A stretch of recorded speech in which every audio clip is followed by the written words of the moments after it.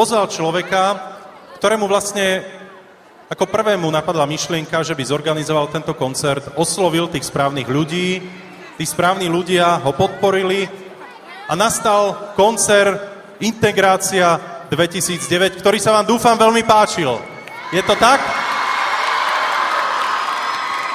Tak veľký potlesk pre riaditeľa tohto projektu Slavomíra Kravčáka.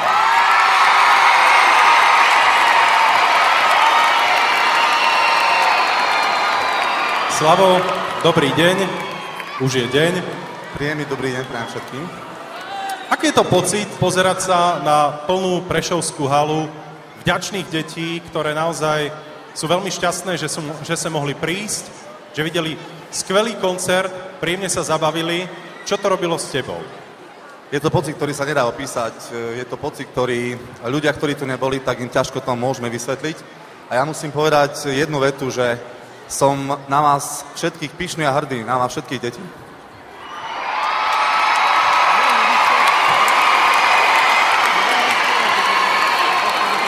Bolo náročné zorganizovať takýto skvelý koncert, osloviť známych ľudí, ktorí bez nároku na honorár prišli a odspievali, zatancovali, možno aj niečo porozprávali.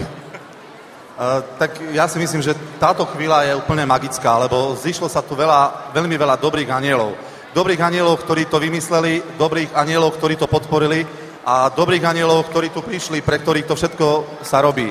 Dobrí anieli, ktorí nás podporili, aby som chcel veľmi pekne poďakovať pánovi Bartošovi z firmy Xavax. Veľmi by som chcel poďakovať... Ďakujem.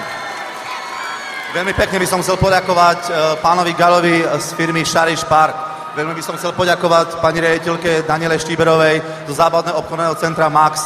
Veľmi by som chcel pekne poďakovať mojej špeciálnej základnej škole, kde som riaditeľom, mojim všetkým paniam, kolegyňam. Chcel by som veľmi pekne poďakovať Mestskému úradu v Prešove, môjmu zriaďovateľovi Krajskému školskému úradu v Prešove a veľmi veľa ďalším ľuďom, ktorí sa o to pričinili, lebo toto všetko je pre tých dobrých anielov, ktorými ste vy, deti. Ďakujem. Veľký potlesk pre všetkých spomínaných ľudí.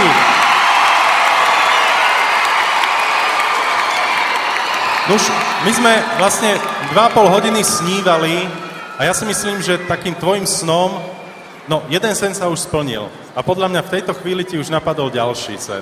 Ktorý to je? Určite tak, ďalší sen bude na budúci rok, lebo Integrácia 2009, vaša kamarátka vás nikdy neopustí, nikdy nesklame a určite na budúci rok budeme sa snažiť minimálne také isté veľké podujatie pripraviť, možno ešte väčšie. Držíme palce. Milé moje